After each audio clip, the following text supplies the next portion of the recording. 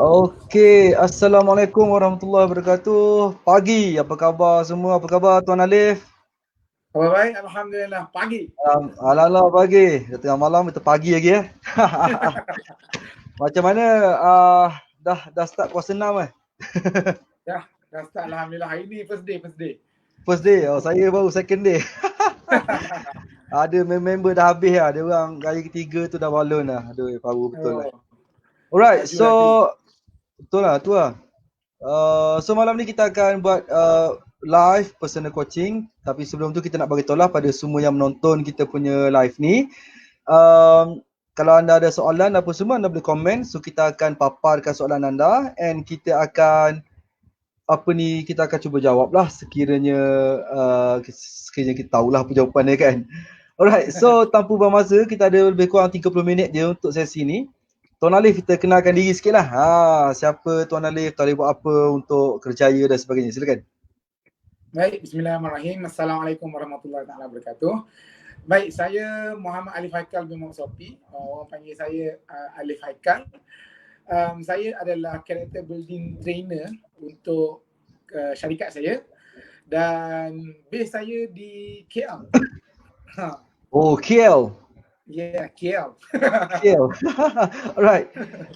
So apa lagi tu yang orang kena kenal lah. Alif ni dah berapa lama dah dalam bidang training ni?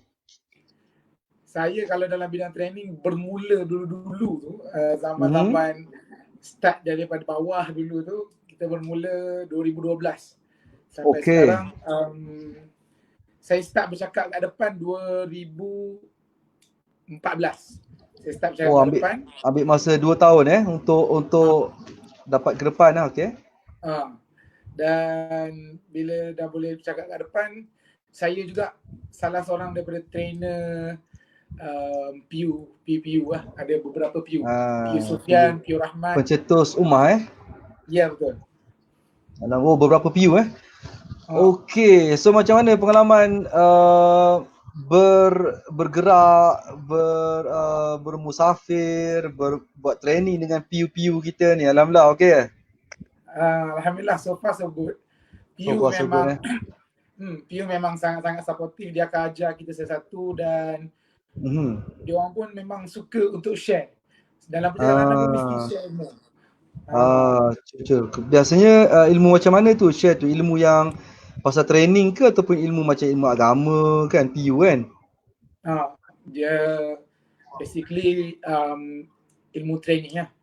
Ilmu training lah. Cuma bukanlah bab marketing semua. Dia hanya konten, apa yang perlu kita sampaikan dan sebagainya, macam tu lah. Cun tu bagus tu, boleh share dengan kawan-kawan semua kan. Alright. So okay, Tuan Alif Haikal kita pun dah share kita punya link ni ke Facebook untuk orang tengok dan sebagainya. So macam biasa personal coaching ni kita lebih pada macam nak tanya apa cabaran, apa problem yang dihadapi dalam bisnes lah. So kita terus direct pada business training lah. Okay?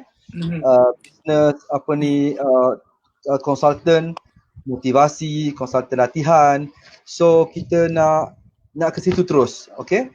So so far saya rasa dalam 6 tahun kan, 6 tahun bergerak secara aktif dan profesional 2014 sampai 2020. So apa benda yang membantutkan ataupun membuatkan konsultan kita mungkin berhenti situ? Tak kata dia tak jatuh, tapi dia berhenti di satu tempat, dia susah nak naik. Apa benda? Macam ni, saya memang ada masalah tu. Dia mula-mula dia naik, kemudian dia stuck dekat tengah-tengah tu. So saya rasa salah satu sebab yang saya kurang adalah yang pertama memang sebelum ni saya kurang kepada marketing. Dan nombor dua, saya banyak guna konten lama.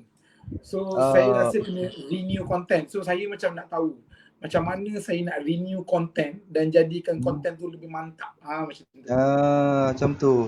Untuk training sebelum tu saya nak tanya.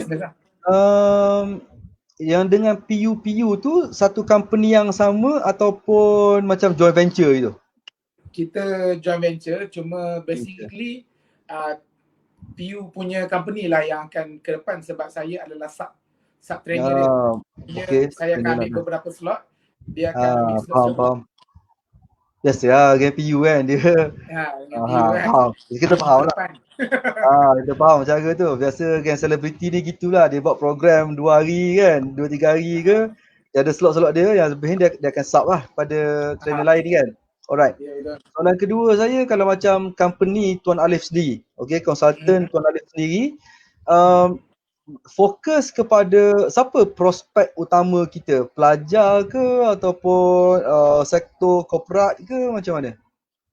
Baik, saya sebelum ni saya banyak bermula dengan pelajar sebenarnya. Okay. Saya banyak bermula dengan pelajar sekolah menengah. Kemudian bila saya banyak dengan PU, saya belajar untuk handle sekolah rendah. Okay. So start 2 tahun lepas saya dah bermula dengan sekolah rendah dan sekolah menengah. Okay. Cumanya sekolah rendah cabar agak mencabar. Faham. Sekolah rendah memang melompat, semua benda tu memang kerja kita lah. Memanglah. Betul, faham. Okay. So dah mula sekolah rendah Okay, teruskan. So sekarang ni saya tak nak terlalu besar sangat dekat sekolah. Saya dah mula untuk target ke corporate lah. So sekarang ni saya nak upgrade saya punya content ke arah corporate lah sebenarnya. Okay. Bukan start, baru nak mula, baru nak start. Ya. Dia tak start lagi. Kalau start ni dah lama dah buat, lepas tu tak jadi tu baru start kan. So okey lah, kalau macam tu tak teruk sangat lah, okey lah tu kan. Alright. So by the way, nak tanya, kenapa nak pindah daripada sekolah, kita campur lah, sekolah rendah menengah campur. Kenapa nak pindah daripada sekolah ke korporat? Kenapa? Adakah sekolah ni kurang memberi macam income yang bagus, ataupun susah ke nak travel ke, apa kekangan, ataupun nak buat dua-dua? Sebenarnya saya yang pertamanya saya cabar diri saya sebenarnya. Saya tak nak berada di tahap sekolah terlalu lama, sebab bila saya berada di tahap sekolah terlalu lama, saya rasa saya tak berkembang besar sangat. So maknanya saya punya konten, saya punya cara penyampaian more kepada sekolah. Selalu buat jokes sekolah. Hore-hore gitu kan. Hore-hore. Boom sikit lah, okey dah. Saya ada join beberapa jadi trainer untuk PU juga, untuk program corporate. Dan saya nampak game dia agak lain sikit, dan saya rasa game corporate ni lagi menarik sebenarnya. Dan dia agak mencabar. Kita berhubung dengan orang yang bukan daripada, mungkin lebih tua, mungkin lebih muda. Yang kalau budak-budak kita memang boleh kita-kita je budak-budak ni. Belah saya. Okey, betul kan, sebenarnya game corporate ni dia lain sikit. Tapi tak susah sebenarnya. Dia kena cari platform, cari jalan dah okey dah. Tapi ada beberapa perbezaan antara sekolah dengan corporate. Kita kena tahu perbezaan dia, okey? Antara perbezaannya adalah yang sekolah ni dia kita kena faham sekolah ni dia ada peruntukan dia. Which means setahun dia mungkin ada berapa ribu untuk training. Okay, untuk budak-budak. So, apa yang cikgu-cikgu dia buat, cikgu-cikgu dia kumpul budak, panggil kita, awak bagi training. So, in term of peserta, budak-budak sekolah ni sebenarnya bukan 100% berkualiti. Sebabnya basically diorang kena paksa je. Diorang kena paksa. Bukan diorang pun, cikgu dia yang nak sebenarnya kan, bukan budak tu nak, cikgu dia yang nak. So, itu yang kita macam kena berusaha keras sikit. Kena buat lawak lah, menyanyi lah, bercerita lah kan. Sebab kita nak tarik, nak attention diorang tu. Berbeza dengan corporate, sebenarnya corporate ni lagi senang nak handle. Sebab diorang nak. Kan kadang-kadang dengan training ni diorang ada mata merit dia kan. So kadang-kadang training berapa jam setahun, dia dapat penuhkan jam kredit dia tu, dia boleh minta naik pangkat, minta naik gaji dan sebagainya. So diorang memerlukan benda ni. So that's why diorang lebih participate bila kita buat program sebab dia dapat something pada benda ni. So kalau in term of seronok, sebenarnya kalau nak huri-huri, kalau nak famous kat sekolah kan, budak-budak ramai datang bergambar kan. Tapi kalau betul-betul nak participant yang berkualiti, korporat. Dia orang mungkin tak ramai, mungkin 20 orang, 30 orang kan, tapi berkualiti. Sebab dia orang betul-betul nak, betul catat nak belajar kan. Cuma yang susahnya adalah nak masuk. Nak masuk ke sektor korporat tu yang susah sebab game dia tak sama macam masuk sekolah. Sekolah ni dia simple je kan, dia passing passing nombor-nombor sama-sama kaunselor dah dapat dah kita. Tapi kalau yang korporat ni kita game dia berbeza sikit kerana cara masuk ke sektor korporat ni agak berbeza. So saya buat masa sekarang, daripada apa yang Tuan Alif belajar, daripada pengalaman Tuan Alif, rasa-rasa macam mana cara nak masuk sektor korporat tu? Apa yang dah buat, apa yang macam baru nak buat, apa yang bakal buat? Untuk sekarang ni saya ada mula untuk buat proposal dan sebagainya untuk propose. Itu yang pertama lah, yang langkah pertama yang saya buat untuk masuk korporat. Yang kedua, saya dah mula untuk improve saya punya content. Cumanya content saya tu, saya sedang mencari niche yang sesuai, yang kena dengan korporat. Maknanya kena mungkin pekerja, mungkin bahagian ni team building ke apa kan. Walaupun saya dalam bidang character building. So saya nak kena nichekan dengan sektor apa yang mungkin kena dengan saya, apa benda yang saya boleh buat dan sebagainya. Itulah. Dan saya nak kena lebihkan kepada term-term yang lebih mendalam. Macam kalau budak-budak kita sembang benda yang nampak overview je, biar dia orang faham okey lah. Tapi kalau dengan korporat mungkin saya kena pergi detail kan. So bila saya kena pergi detail ni, saya dah mulalah untuk buat research dan sebagainya. So dah mula buat proposal, dah mula macam survey niche dan sebagainya. Dah mula semua tu.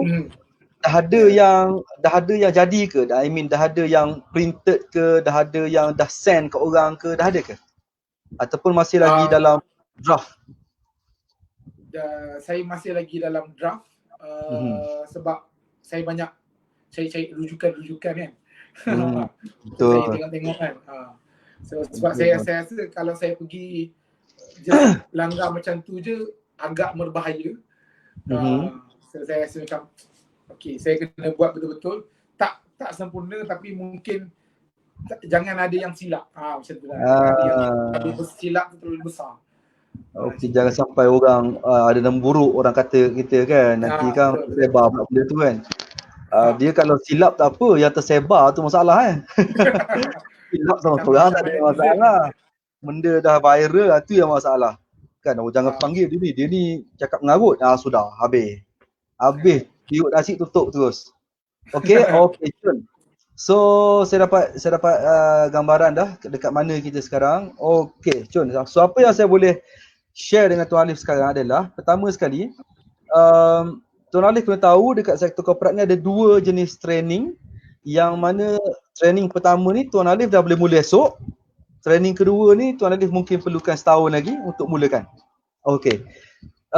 Yang pertama adalah training untuk staff, which is untuk staff biasa-biasa kan. Bahagian itulah macam-macam bahagian ada dalam tu. Training kedua untuk admin dia, untuk dia punya eksekutif dia.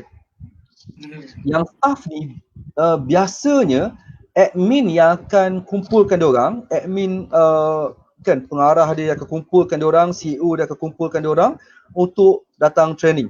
Which means dia mungkin tak kenal kita, dia pun mungkin tak nak masuk training, tapi dah CEO dia suruh, dia pun terpaksa masuk training. So untuk diorang ni, kita kena tahu satu benda, diorang tak prepare untuk disumbat otak dia dengan benda-benda yang syarat sangat. So dia lebih pada nak have fun, belajar sikit-sikit, have fun sikit-sikit sebab diorang tak prepare untuk something yang big. Okay, something yang besar, tak prepare. So biasa diorang ni lah yang akan kita buat team building. Kalau sehari ada satu ceramah and mungkin satu LDK and mungkin satu game yang gempak petangnya. Dah cukup untuk kita buat pada staff-staff ni. Dan pada staff-staff ni kita perlukan poin-poin yang tak payah detail sangat. Kita cuma kena bagi poin-poin yang diorang boleh ada impact dalam kehidupan diorang. Sebagai contoh, masa kita pergi jumpa dengan bos dia kan untuk bincang projek, bos dia bagi tahu yang staff saya ni lambat masuk pejabat. So kita tak payah nak go detail pada macam apa ni sistem-sistem ataupun pada falsafah punctuality ke apa benda, tak payah.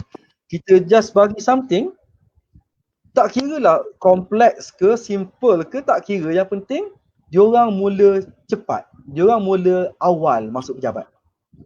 At least dalam masa seminggu. Contohnya kita buat hari ni, lepas tu dalam masa seminggu start hari ni sampai 7 hari diorang awal. Lepas tu dia lambat tu biasa lah. Orang memang macam tu. Orang ni dia tak ada dapat motivasi hari ni kekal sampai mati, tak ada. Mana ada kan.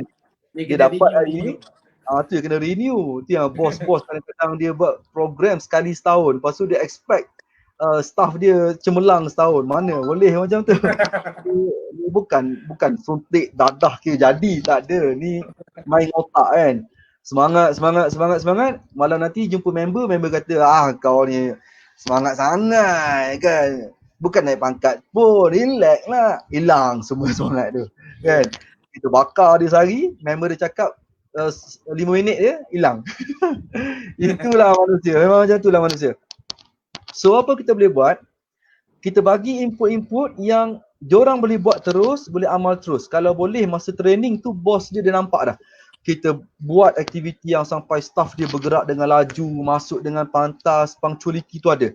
So kita bina budaya untuk cepat, budaya untuk bersemangat, budaya untuk buat kerja laju-laju masa program tersebut.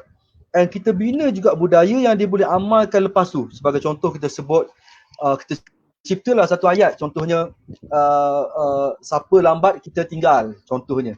So sepanjang program kita balik-balik sebut siapa lambat kita, dia pun sebut tinggal. Siapa lambat kita, tinggal. So esok bila dia masuk pejabat, lusa masuk pejabat, dia orang boleh mengulang-ulang benda tu. Oi kau lambat tinggal. So bos dia nampak impact daripada program. Oi apa sah dia orang cakap lambat tinggal ni? Oh ni program dengan Tuan Alif hari tu lah ni. Tuan Alif ajar siapa lambat tinggal tu dia orang cepat tu. Walaupun impact dia seminggu je, tapi ada impact. Itu yang paling penting. Sebab manusia ni kita kena faham otak manusia tau. Otak manusia bila kita bagi input kat diorang, memang confirm akan masuk. Tak ada otak tak masuk input. Yang masalahnya, dia masuk letak kat mana? Letak kat depan atau kat belakang? Kalau letak depan dia akan ingat setiap masa. Kalau dekat belakang memang gitu kan. Tapi benda tu ada. Cuma kena jolok, nak kena nak trigger dia. Oh dia keluar. Kalau tak trigger duduk situ lah. Tu perangai manusia. So kadang-kadang staff ni bila terbagi input, mungkin seminggu tu dia ada semangat dia. Laju. Habis seminggu slow balik. Tapi semangat laju tu ada duduk belakang. One day contoh bos dia kata dapat projek RM1 juta, kena siapkan 3 hari, cepat. Masa tu akan keluar baliklah segala maklumat-maklumat kita bagi tersebut, dia akan laju balik. Sebabnya dia dah belajar itu dengan Tuan Alif dan program-program dia. So itu yang Tuan Alif nak tahu. Pertama sekali bila berhadapan dengan staff, apa yang kita nak fokus adalah fokus pada benda-benda fizikal. Dia makin bersemangat, dia makin laju, dia makin kemas, itu je. Sebab dalam staff tak perlu bagi contohnya benda yang deep sangat sebab dia orang tak guna dalam kerja seharian dia orang. Kalau bagi boleh tapi tak pakai tak sama.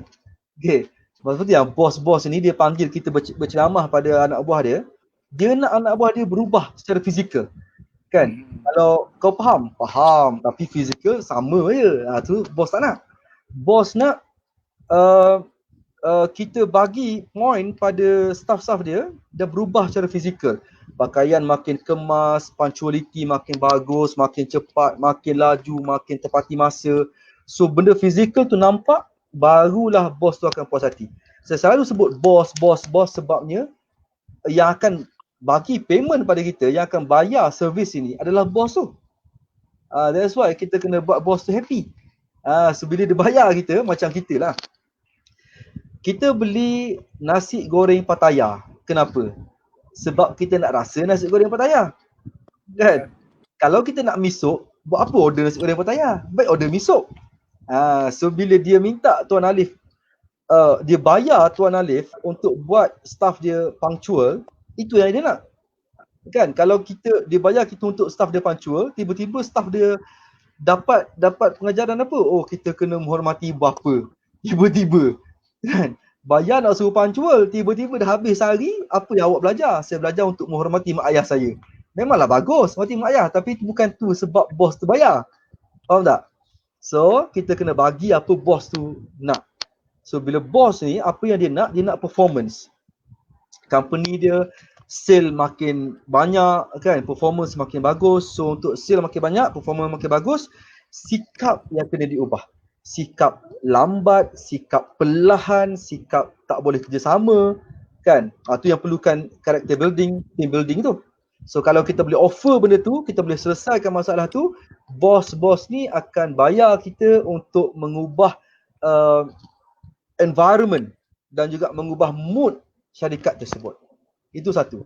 Yang ni sangat-sangat simple. Dengan pengalaman Tuan Alif 6 tahun, 7 tahun, 8 tahun ni, benda ni dah memang ada dalam otak Tuan Alif. Dia tak payah cari. Dah memang ada dah. Cuma kena susun elok-elok kan, supaya kita cakap tak berterabur lah kan. Kejap tajuk ni, kejap tajuk ni. Susun dalam bentuk yang fun, bentuk yang kemas, buat sistem, contohnya buat akronim ke kan. SMART ke, ataupun nak jadi pekerja yang bagus kena mengikut akronim TIME, TIME ke. Makna benda tu dah ada, cuma kita susun dalam bentuk yang menarik supaya orang belajar tu rasa macam dia senang nak follow flow kita tu. Okay. Yang kedua, training kedua, yang ni memang perlukan masa. Tuan Alif ada ambil NLP kan, ada ambil NLP, ada ambil ESQ ke apa-apa. Sertifikat yang kita ada ni untuk kita gunakan untuk training kedua kita, which is untuk geng-geng eksekutif, geng-geng admin dia, bos-bos dia. Yang ni betul, ini betul mencabar. Payment dia memang lagi bagus, tapi memang mencabar sebab bos-bos ni, dia bos. Dia tak biasa dengan arahan. Dia biasa bagi arahan. So kalau kita cakap, dia rasa macam awak ni draggy sangat ni, banyak cerita pada point ni kan. Dia akan skip je. Dia kata boleh teruskan pada point tak? Macam tu je. So memang sentak lah. Memang sentak macam gitu kan. Yang ni betul-betul kalau Tuan Ali cakap kita nak gali deep semua untuk yang ni. Untuk yang ni. Untuk dapatkan research ke, untuk dapatkan content daripada luar negara ke, nak combine yang barat dengan Islam ke, lepas tu nak dapatkan persamaan-persamaan yang intelligent antara kedua-dua, nak synchronize semua ni kan. Yang ni. Sebab diorang tak nak cerita-cerita. Diorang tak yakin, tak apa. Kan? Biasa yang training eksekutif ni tak ada je yang lebih sehari susah betul. Biasa sehari je. So diorang ni dah bos-bos, diorang tak nak bermalam. Diorang tak nak duduk hotel bermalam 2-3 hari pegang file pergi bilik kuliah, tak nak. Dia bos. Okay, dia nak pergi. Dia dengan buku nota dia, buku pen dia boleh keluar suka-suka hati. Dia boleh masuk suka-suka hati. Dia nak keluar minum air, nak keluar isap okok, suka hati dia. Sebab dia bos. Alright, so yang dia orang ni yang betul-betul kita mencabar sebab kita kena bagi dia orang tepat benda yang dia orang perlukan. Kalau kita bagi benda yang dia dah tahu dah, confirm keluar minum air. Kan? Confirm keluar minum air. Contohnya, cara-cara nak chair meeting. Cara-cara nak handle meeting. Keluar minum air, keluar isap okok, confirm lah. Confirm dia dah tahu cara-cara nak chair meeting. Dia bos kot. Kan? Contoh tu cakap benda-benda yang terlampau permukaan, terlampau surface sangat. Contohnya, kita cakap kalau pekerja kita ada masalah, kita duduklah dengan orang kan, tanya khabar, apa boleh bantu. Dia tak nak dengar tu. Sebab tu dah yang dia orang buat selama ni. Dia orang tahu pasal benda tu, tak ada masalah tu. Dia nak benda-benda yang dia orang masih lagi belum tahu. Yang ni yang memang cabaran dia bagus, payment dia bagus. Tetapi memerlukan persediaan yang betul-betul teliti. Kena ada ilmu yang betul, kena ada synchronize yang betul. Kalau kita mengajar satu ilmu, kita kena tahu juga ilmu-ilmu kecil yang sekitar-sekitar dia. Sebab dalam ilmu kita tu, dia orang nak tahu apakah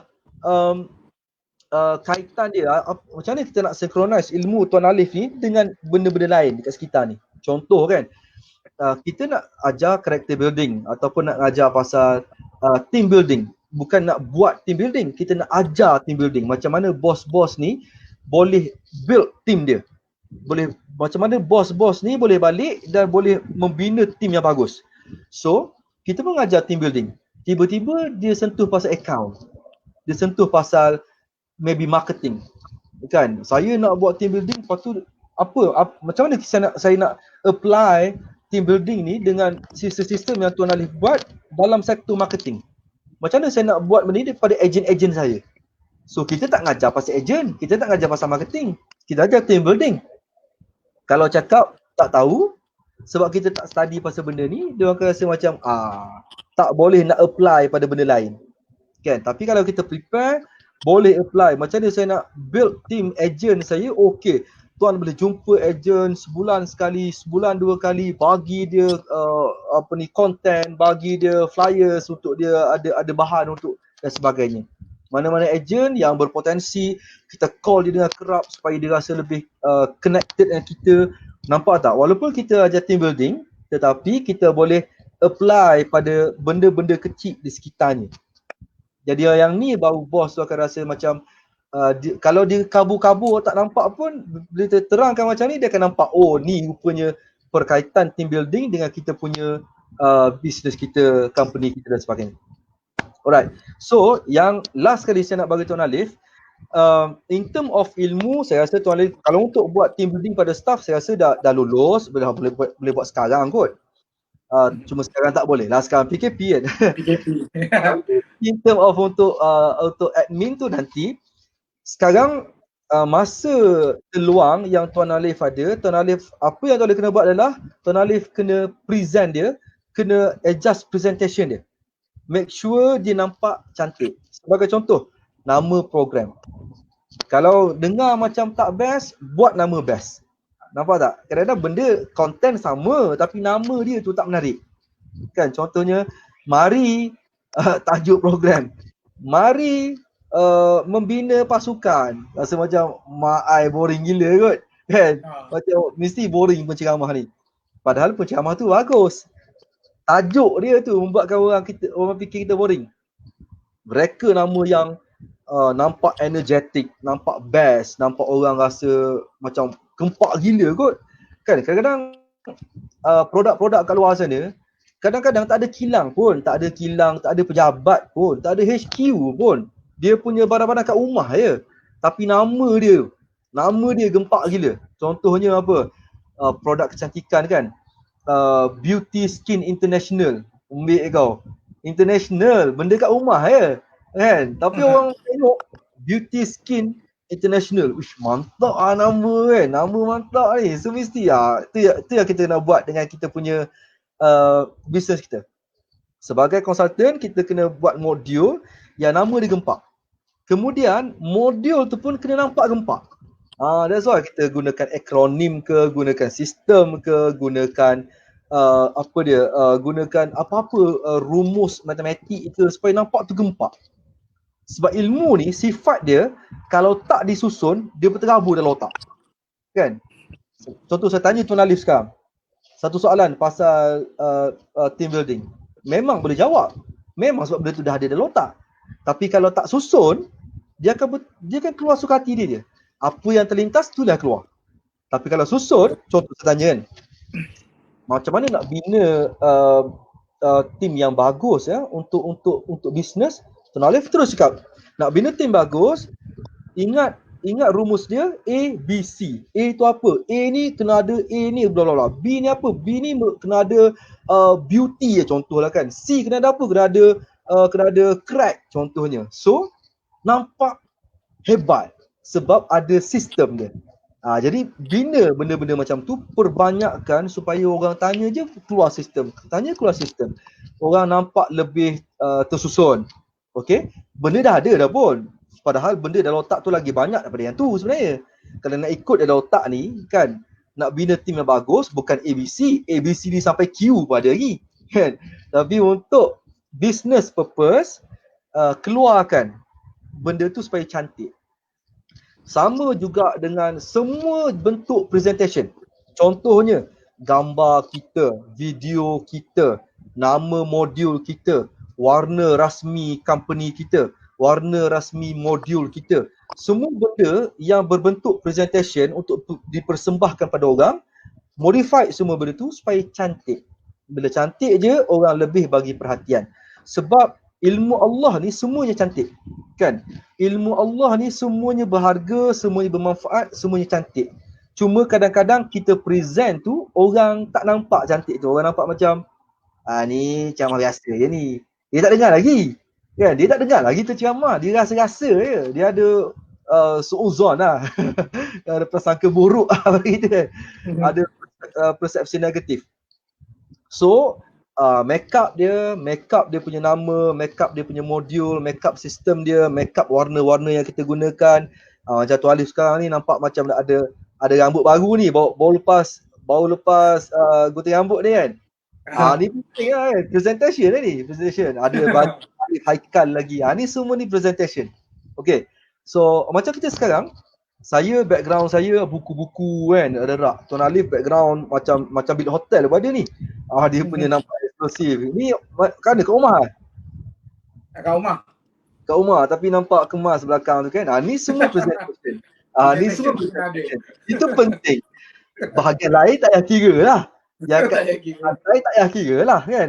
Tapi yang nampak dekat skrin semuanya power. Itu penting. Itu penting untuk kita nak attract kita punya prospek supaya lebih percaya pada kita. It's all about trust. Kalau dia trust pada kita, insya-Allah dia akan dapatkan servis kita, malah dia akan dapatkan berulang-ulang. Presentation penting untuk dapatkan servis. Lepas dapatkan servis, content kita penting untuk dia repeat order lagi. Yang mula-mula ni, yang first try ni dia tak tengok content lagi. Sebab dia tak kenal kita lagi kan. Bila dia dah try sekali, dia nak tengok konten apa dia letak dalam dia punya training. Kalau bagus, dialah juga yang akan repeat order. Dialah juga yang akan recommend kita pada kawan-kawan dia dekat company-company lain. Alright, insyaAllah. And apa lagi kita boleh share pada, apa lagi nak tanya? Tanya dulu. Sebelum tu kita ada Ridwan Zazani ni, dia bagi komen sikit dekat Facebook kita. Terbaik Sifu Sir Syafiq Fadli, kemah keming Tuan Alif. Habis dia satu baris, tak ada koma, tak ada nokta. Nasib baiklah kita boleh agak-agak dekat koma dia tu kan. Alhamdulillah. Terima kasih Tuan Ridwan Zazani, kita punya trainer juga, trainer team building kan, dan leadership trainer. Leadership trainer Ridwan Zazani. Alright, so Tuan Alif, apa lagi kita boleh borak-borak pada malam ni? Soalan saya yang seterusnya, yang ni benda ni sensitif sikit lah. Okay. Tapi basically semua orang perlu tahu dan semua orang memang nak tahu sebenarnya. Okay. Macam mana kita nak tetapkan harga untuk value yang kita bawa sebenarnya. Alright. Untuk training lah. Okay, kita walaupun kita live ditonton oleh orang yang mungkin tak ada kaitan dengan kita pun, tapi tak apa sebab ni maklumat yang semua kena tahu kan. Sebab kadang-kadang orang yang bukan trainer pun, walaupun dia tak berkait dengan benda ni, dia berkait dengan nak bayar trainer. Kan dia bukan trainer tapi dia nak tahu juga harga untuk bayar trainer, berapa nak bayar dia ni kan. Alright. Macam ni. Kita ada beberapa jenis training. Dan beberapa jenis training ni harganya berbeza-beza. Okay. Saya share sikit. Antaranya training untuk famous. Untuk famous. Training untuk orang kenal kita, untuk kita luaskan nama kita, untuk luaskan branding kita, luaskan modul kita supaya orang kenal, orang bercakap-cakap pasal kita. Yang ni harga seminimum mungkin. Kalau orang nak bayar 200 pun ambil je. Nak bayar 100 pun ambil je. Kalau dia kata kita tak ada bajet lah, tapi tempat dia tu dalam 10 minit je daripada rumah kita. Ambil je semua. Belasah je semua. Sebab kita yang ni kita betul-betul memerlukan, dia macam win-win situation lah. Win-win situation. Kita bagi dia training dan dia bagi kita bayaran minimum, ataupun mungkin tak bayar apa-apa, bagi makan minum sikit je, tak ada masalah. Tetapi kita perlukan crowd itu. Contohnya student sekolah saya seramai 1,000 orang. Tapi kita tak ada bajet lah tuan. Tapi terfikir-fikir, cuba bayangkan gambar Tuan Alif bergambar dengan 1,000 pelajar. Mantap tak? So win-win kan? Win-win, okey. Tak bayar pun tak apa. Jarak sekolah pun 10 minit je. So okey, saya pergi. Pakai smart-smart. Paling penting, bawa member 2 orang untuk ambil gambar. Briefing kat diorang. Gambar macam mana aku nak. Cari kat Facebook, cari kat website. Gambar macam ni. Okey, kau nampak gambar ni, aku nak gambar aku sekejap lagi macam ni. Aku nak gambar aku sekejap lagi macam ni. Aku nak video macam ni. Kan aku akan bagi training. Tugas korang, pastikan kita dapat footage, dapatkan gambar, video yang bagus untuk marketing kita. So, tak bayar pun tak apa, kita dapat something back, which is the marketing. So, bila kita buat marketing, gambar kita dengan 1,000 pelajar, 1,000 pelajar yang tengah tersenyum, tengah happy dan sebagainya, itu dah cukup sebagai bayaran kita untuk training ini. Tapi kena ingat, training ini bukanlah training advance. Bukannya training yang kalau kita nak jadi pakar, kita bukan masuk training ni. Ni training untuk touch dia punya sikap, touch dia punya mungkin masalah sikit-sikit, macam tu je. Basically, kita kena buat dia makin bersemangat, makin have fun nak bekerja, have fun nak belajar. So kita bagi cerita, kan? Bagi ilmu yang sangat-sangat simple, sebab diorang bukannya bayar untuk datang training. Cikgu dia yang paksa diorang duduk situ. Kita kena ingat, kalau kita bagi yang deep sangat, memang tidur budak-budak tu.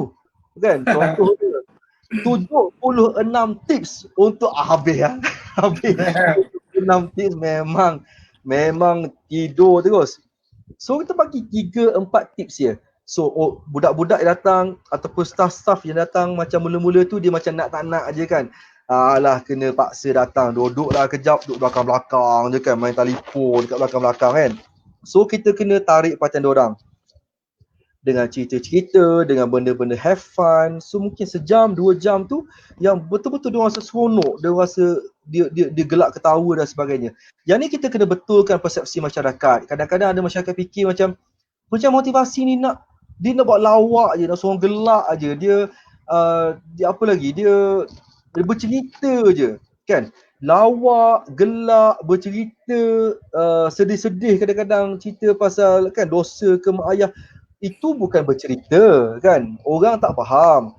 Itu bukan bercerita. Kita nak membangkitkan rasa dia, nak membangkitkan semangat dia. Membangkitkan semangat is one of the most important thing dalam kejayaan. Sebab okey, kalau tanya orang Malaysia, nak berjaya kena laju ke kena slow? Laju lah. Siapa jawab slow? Mana ada? Semua orang tahu. Kan? Kita kena hormat ke mak ayah kita? Hormat lah. Tak payah tanya tu. Semua orang tahu. Mana ada orang cakap tak payah hormat, tak payah hormat. Mana ada? Kita nak berjaya, kita kena bersungguh-sungguh ke kena main-main? Sungguh-sungguh. Maknanya basically nak berjaya semua orang tahu cara dia macam mana. Kan? Tapi tak buat je. Tu je cerita dia. Dia tahu, tak buat. Itulah fungsi kita buat program motivasi. Kita bagi semangat, bagi motivasi, biar dia orang gelak, biar dia orang ketawa, dia orang lompat-lompat. Cuba bayangkan budak sekolah, budak form 5. Kita main game yang cikebum sikit. Cuba bayangkan dah berapa tahun dia orang tak main game macam tu. Kan? Dia orang asyik main game telefon je. Main game telefon. Lepas tu duk cerita pasal makwa, cerita pasal pakwa dengan kawan-kawan dia orang. Lepas tu setengah-setengah duk cerita pasal vape, duduk seluduk masuk rokok. Ada setengah tu duk cerita pasal pekuda, setengah tu duk cerita pasal benda-benda yang langsung tak ada kaitan dengan kejayaan. Okay? Cerita pasal benda-benda maksiat, cerita pasal benda-benda yang memang merosakkan minda. Kan? Sifat dia untuk berjaya tu tak ada. So bila kita minta dia orang bergerak macam budak-budak kan, bayangkan dah berapa lama dia orang tak main benda tu. Memang akan ada seorang dua macam tak nak main lah, macam budak-budak, seorang dua macam budak-budak. Seorang dua, cuba tengok betul-betul, perasan tak? Seorang dua tu je yang menyampah dengan game tu. 99% lagi dia orang enjoy gila main, betul tak? Enjoy gila. Bukan budak sekolah, staff pejabat, orang-orang bisnes kan, cuba buat game tu. Bayangkan dia orang asyik main dengan account, main dengan sale, stress, duit, sale. Semalam dapat 10,000, kenapa hari ni 9,000? Apa 1,000 tu apa kesilapan kita? Duk main data. Dia orang stress. Kan, stress. Tak payah ajarlah, kita kena pertingkatkan sale. Dia orang tahu benda tu. Kita kena tingkatkan marketing kita. Dia orang tahu benda tu. Apa yang dia orang tak ada? Fun. Dia orang tak ada keseronokan. Dia tak release stress dia. Tu dalam diri dia. Allah, sale, angka, duit, dia tak release benda tu. So apa kita kena buat? Kita bagi dia orang release. Release tu pun dah cukup besar. Dia gunakan ilmu yang sama, gunakan kamera yang sama esok, tapi lagi berkesan pada hari ni. Kerana dia dah release lah. Alright? So masalah utama manusia bukannya ilmu. Ilmu ramai dah ada. Masalah utama manusia adalah sikap. So that's why kita bagi dia orang gelak, bagi dia orang melompat, bagi dia orang menangis sebab kita nak keluarkan sikap. So ini training yang pertama tu. Yang mana kau bagi 100 pun aku belasah, 200 pun aku boleh pergi juga. Kalau free pun tak apa. Sebab kita nak bangkitkan sikap tersebut. And marketing, and gambar, and video, semua tu bantu. Itu pertama. Yang kedua, kita kena ada package ataupun kita ada funnel kita. Which means, contoh, Alif ada 10 benda nak ajar. Okay. So kita pergi dekat sekolah-sekolah atau pejabat-pejabat, kita offer 10 benda. Letak satu harga. Kalau dia orang tak mampu nak bayar yang tu, make sure kita ada yang 8 benda. Yang 6 benda. 4 benda, 2 benda. Supaya macam-macam mana pun dia boleh ambil package kita. Dia tak mampu yang 10, yang full set 10, dia boleh ambil yang 2 saja. Dah best dah. 2 tu dah best dah. Tapi harga dia lagi murah, so dia mampu nak bayar. Dia mampu nak bagi kita bayaran dan sebagainya. So berapakah harga-harga yang 2, 4, 6, 10 ni? Ni soalan dia. Berapakah harga-harga dia? Alright. Harga-harga ni bergantung kepada siapa trainer ni. Benda yang sama, mungkin ramai tak setuju pendapat saya. Tapi tak setuju pun, this is the reality. Inilah reality dia. Tak setuju tak apa, tapi ini yang berlaku kat Malaysia. Alright? Okay, Alif, pernah dengar tak ceramah daripada seorang profesor? Pernah. Profesor bagi ceramah 2 jam atau sehari kan. Payment dia, kalaulah organizer tu bayar profesor tu 1,000, tu dah kira nasib baik. Dah kira nasib baik sehari. Sebab dia tak kira kau profesor ke, kau siapa ke, if you are not the right trainer, payment dia tak kat tu. Dia takkan lebih 1,600, 500. Padahal dia profesor. Ilmu banyak kau tak. Sebab orang bukan nak ilmu sahaja, orang nak the experience tersebut. So, siapakah trainer itu? Makin dia, sorry to say lah, mungkin ada yang tak setuju, tapi saya kena sebut sebab this is the reality. Ni coaching kan, nak kena faham kan. Nombor 1 kat Malaysia, awak kena jadi famous. Itu je kunci dia. That's why Tuan Alif ikut PU kan. Nampak tak? Jujur cakap dengan saya. Best sangat ke dia orang ceramah? Ada yang power kan, ada yang Dia macam power serba kan. salah nak cakap. Serba salah nak Okey, cakap kan. tapi See? taklah. Ni sangat. Taklah sampai tahap teruk, tak teruk. Cuma Tak kita teruk. pernah jumpa trainer yang lagi bagus, betul? Betul. Trainer lagi mantap, tapi bayaran yang PU tu lagi besar. Betul? Daripada trainer, sebab PU tu masuk TV. Dia lagi famous. Dia jual nama PU. See? Ada orang kata tak setuju. Setuju lantak tak setuju. Tapi this is the reality. Kalau kita tak famous, orang tak akan bayar kita. Okey lah. Nak tanya, tersebut nama teruslah bagi clear. Alif Syukri, dia trainer ke tak? Bukan. Dia bukan trainer, dia businessman, dia jutawan. Tapi kalau orang panggil dia bercakap untuk dengan orang bisnes, berapa rasa bayaran dia? 1,000 datang 1,000. 1,000 lebih. Dia bukan trainer pun. Dia bukan trainer pun. Okey, kenapa orang panggil dia untuk bercakap pasal bisnes pada orang bisnes padahal dia bukan trainer pun. Dia kata, oh sebab bisnes dia berjaya. Ramai lagi bisnes berjaya kat luar. Betul tak? Kalau betul nak orang bisnes berjaya, kenapa tak ambil bos Petronas ke? Bos BMW Malaysia ke? Kenapa tak ambil bos Audi Malaysia ke? Kenapa ambil Alif Syukri? Sebab dia famous. Ingat tu betul-betul. Satu tips yang paling valid setakat ni, mungkin dalam 10, 20, 30 tahun ni, inilah jawapan dia. Tak akan berubah dah. Ini jawapan dia. Mungkin 30 tahun lagi something happen lah, tak tahulah kan. Tapi dalam masa ni, ini jawapan dia.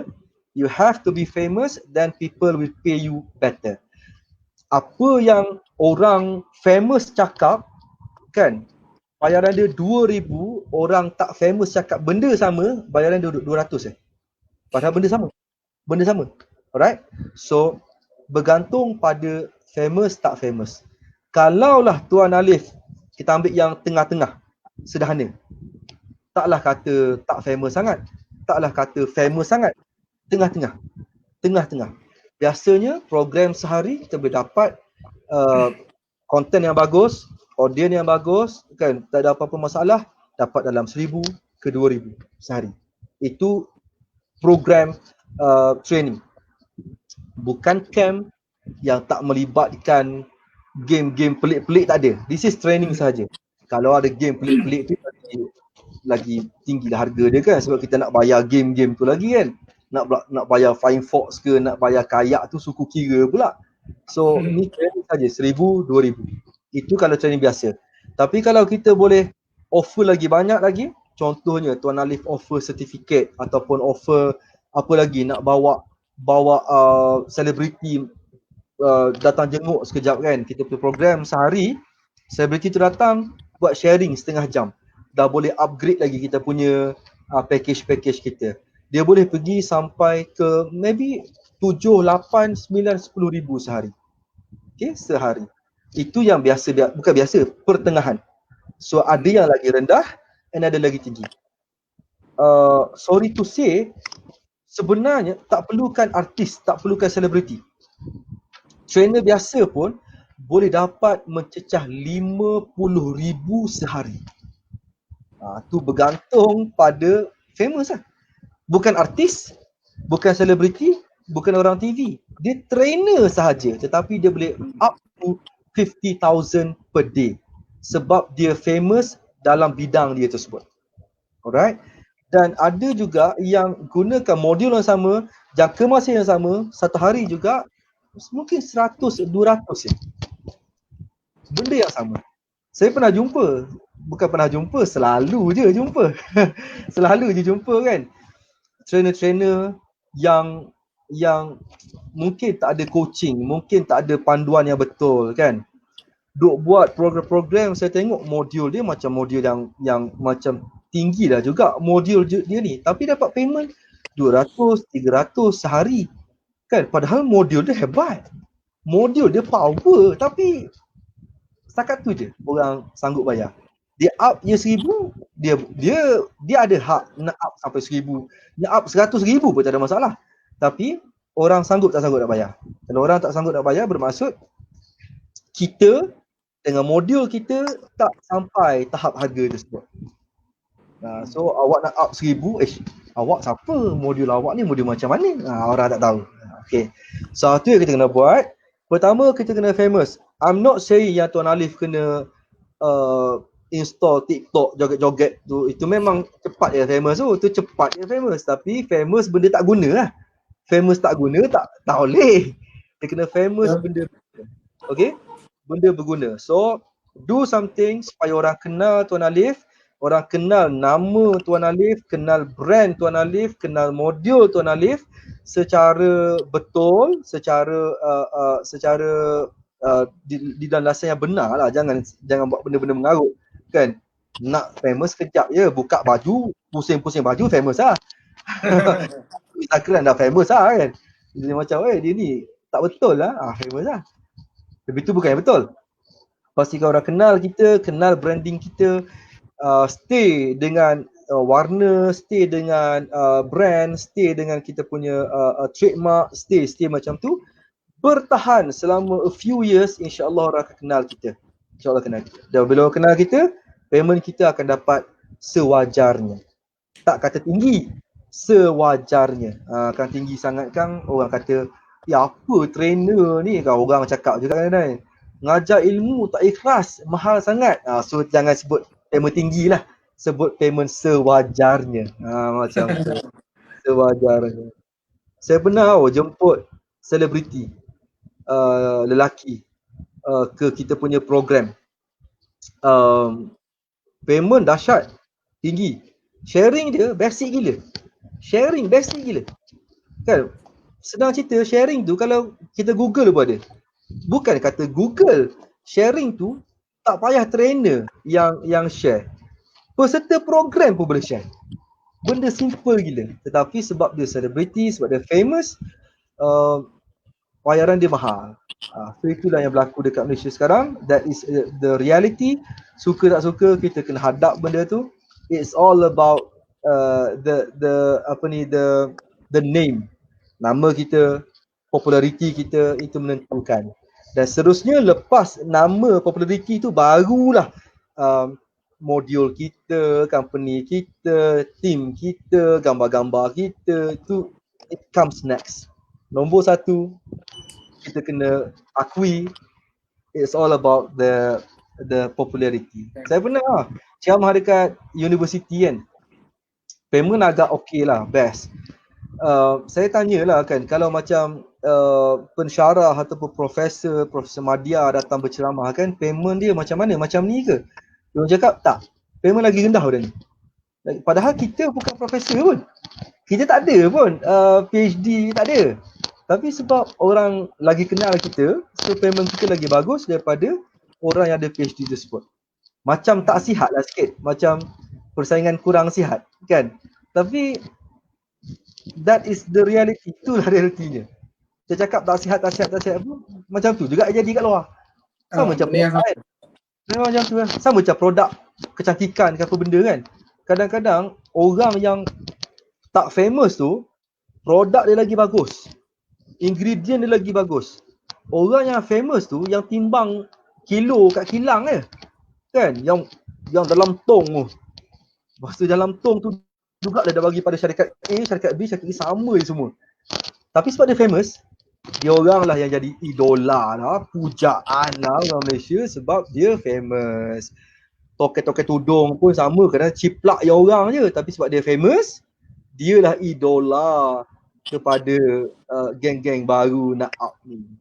Alright, Tuan Alif kita buka rahsia sikit lah. Orang lain dengar pun tak apalah sebab ni live coaching nak macam mana.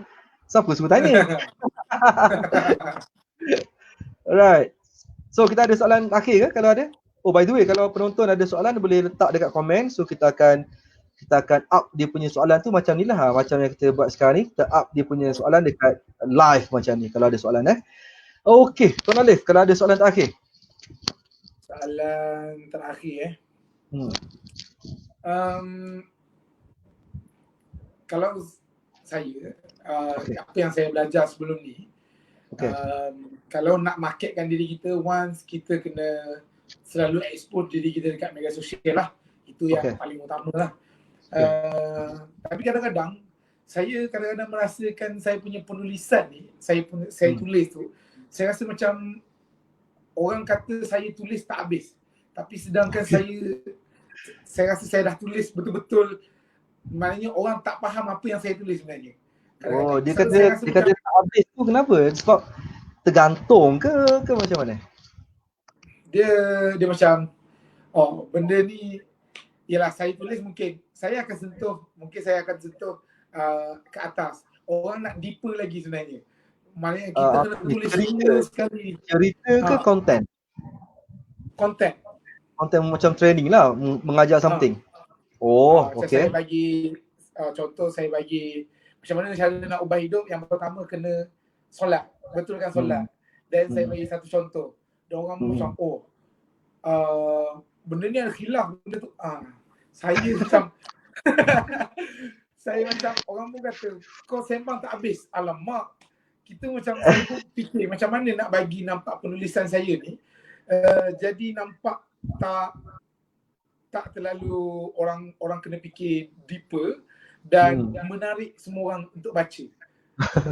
Okey. Bila sebut khilaf ni terus saya pun gitu. Oh my god. Dia macam ni lah. Dia senang cerita gini lah. Saya benda ni dah lama dah berperang benda ni sebenarnya. Kita kena faham ada orang ilmuwan dan ada orang awam. Tu kena faham. Dia masalah orang ilmuwan ni dia macam ni. Kalau saya punya ranking, ada orang jahil. Ada orang awam biasa lah. Ada orang ilmuwan tak habis, ada ilmuwan habis. Orang jahil ni kita bagi je apa dia ambil semua.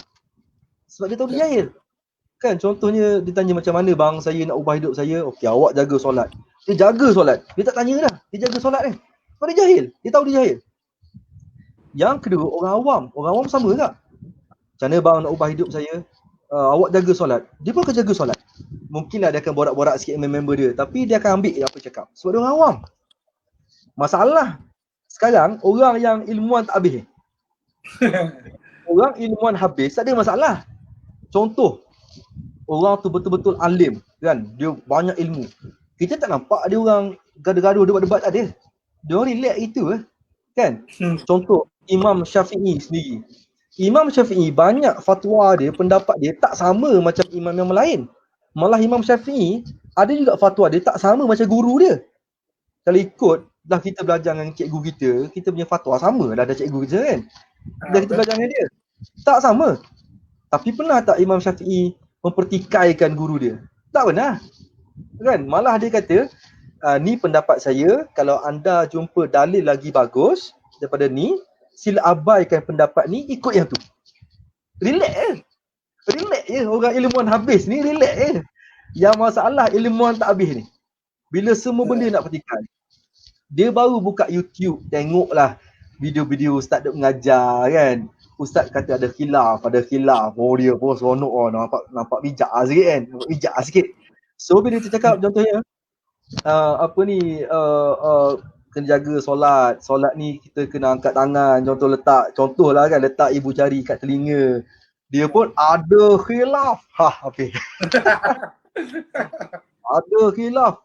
Tak kena pun tak apa, dekat dada pun tak apa, angkat sikit pun tak apa, tak angkat pun tak apa, bukan wajib pun. Habis, jadi panjang lah. So, kalau kita nak mengajar solat, tak boleh ajar kat Facebook. Kena masuk pondok 8 tahun baru siap solat. So, siapa cerita solat kat Facebook, salah. Akhirnya, tak ada siapa cerita solat kat Facebook. Facebook tak ada posting pasal solat sebab banyak khilaf. Itulah masalahnya. Nampak tak?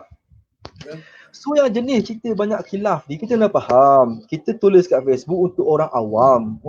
Kalau nak belajar deep pasal solat, jangan buka Facebook. Dia kena pergi dengan kuliah. Dia kena masuk pondok, dia kena masuk universiti. Itu baru deep pasal solat. Habis cerita kan.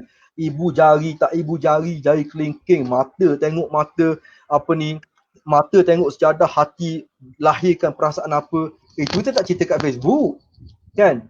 Kat Facebook ni ada orang semayang, ada orang tak semayang. Kalau tercerita benda tu kat Facebook, yang tak semayang tu stay tak semayang lah. Kan susah gila semayang, baik tak payah semayang. Macam tu. Kan nak cerita pasal apa ni, pasal seksa, neraka, berapa tahun dunia, berapa tahun akhirat, bla bla bla bla. So yang jahil, yang pondan, yang cucuk badan, yang laki jadi perempuan, perempuan jadi laki, dia rasa macam, weh jauh sangat dah aku ni, tersasar, memang tak boleh balik dah ni. Dia pun stay macam sampai bila-bila. Nampak tak? That's why dekat Facebook, media sosial, kita letak benda-benda awam sahaja.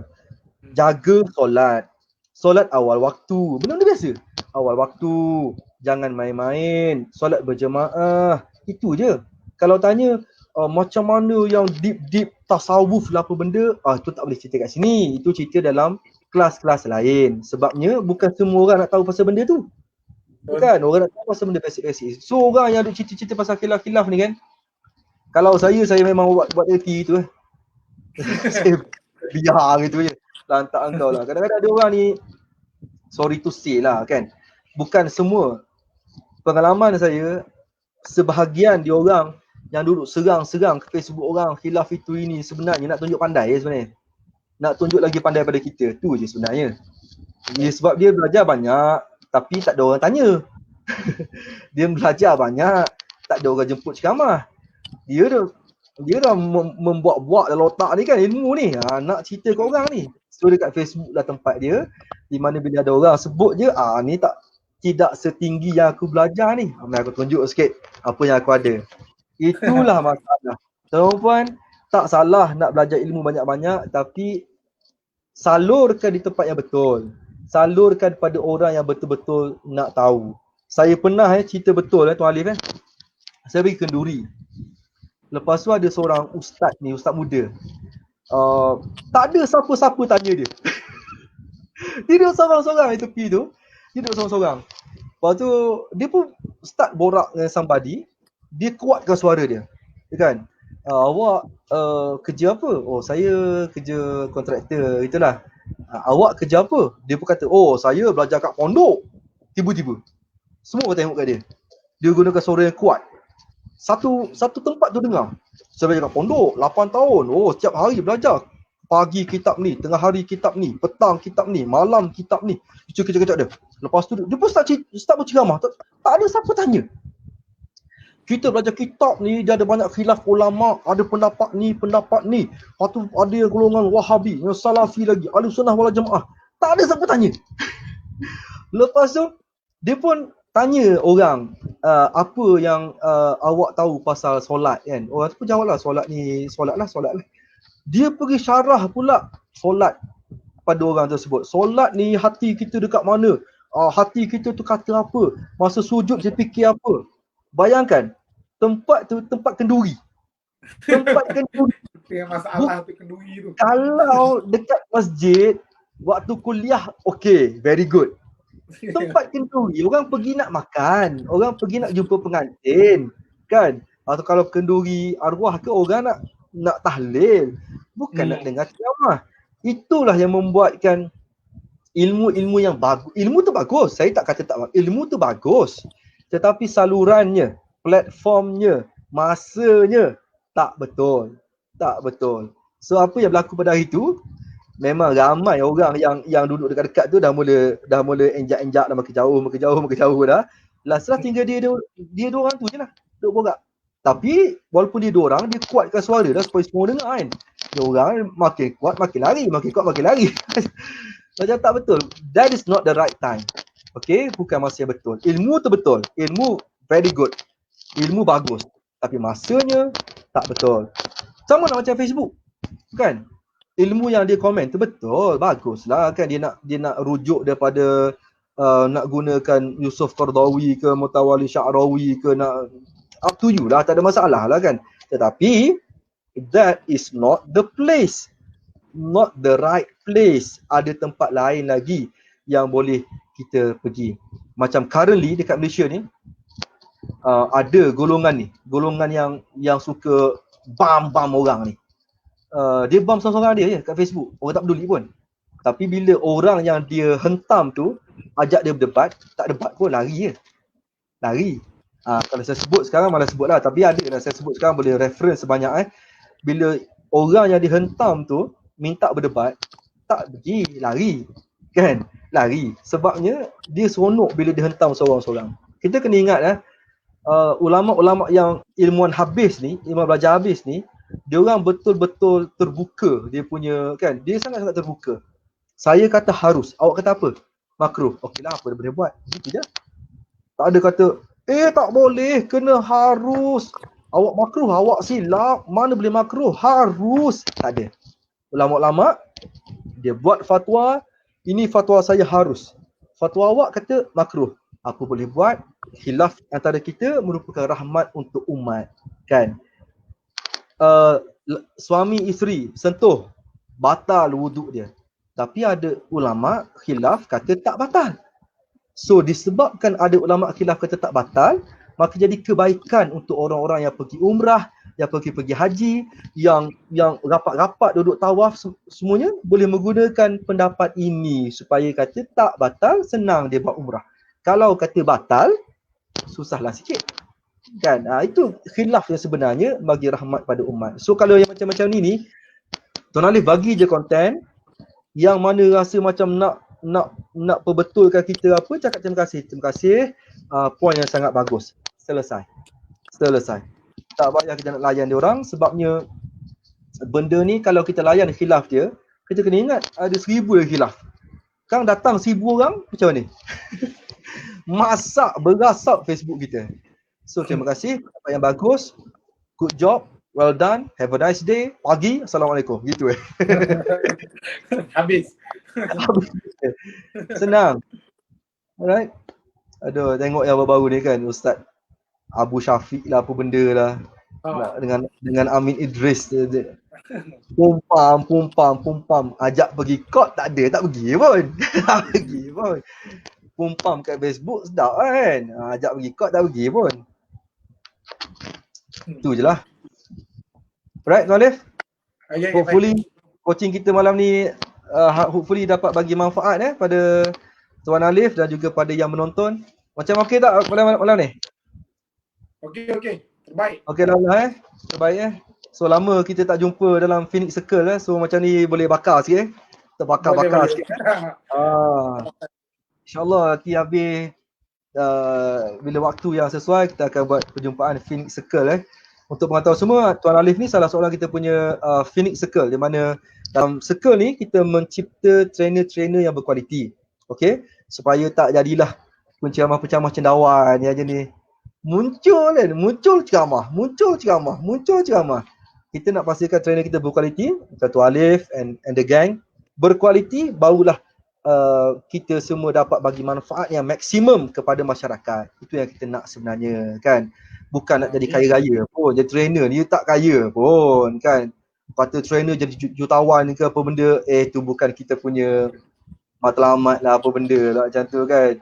Yang penting manfaat kita bagi pada masyarakat tu manfaat yang betul dan manfaat yang maksimum pada masyarakat. Itu yang paling utama sekali. Rezeki tu bukan kita punya urusan, rezeki tu Allah punya urusan. Alright? Kadang-kadang dengan ikhlas kita tu Allah bagi lebih sikit. Dengan kita punya sungguh-sungguh kerja tu kan, duduk kat Kelantan, jemputan ceramah dekat Sarawak, payment berapa? 300. Allahu Akbar. Nak pergi Sarawak, tiket flight pun tak lepas, tapi ikhlas punya pasal okey lah, sambil-sambil pergi jalan kan, sambil pergi cari kek lapis, okey lah, jom lah. Tapi sebabkan ikhlas tu, lepas tu Allah bagi lagi projek-projek lain yang macam macam best lah, sebab kita bagi manfaat masyarakat. So di pihak kita usaha sebaik mungkin. Di pihak Allah akan bagi rezeki pada kita ikut apa usaha kita, insyaAllah. Okay Tuan Alif, thank you very much. Baik. Terima kasih banyak-banyak join live pada malam ni. Hopefully dapat manfaat yang banyak dalam live kita malam ni. Baik. Terima kasih juga Sir. Sama-sama, terima kasih. Jumpa lagi lain kali, nanti lepas settle semua ni kita pergi mengopi mana-mana, insyaAllah. Baik, insyaAllah. Sekarang ni mengopi sendiri-sendiri je lah kat rumah by the way, Tania, banyak saya tengok program-program kemasyarakatan dekat Facebook, IG semua update yang bantu-bantu orang miskin sepanjang PKP.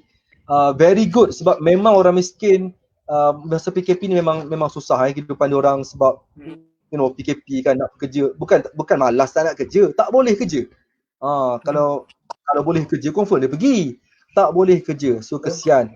So apa yang Tuan Alif buat dengan tim Tuan Alif tu very good. Teruskan. Hopefully diorang dapat manfaat daripada usaha yang Tuan Alif and the team buat lah, insyaAllah Tahniah. InsyaAllah. Amin. InsyaAllah. Okey, terima kasih banyak-banyak. Okey. Alright. Assalamualaikum warahmatullahi wabarakatuh. Pagi. Assalamualaikum. Pagi. Yes.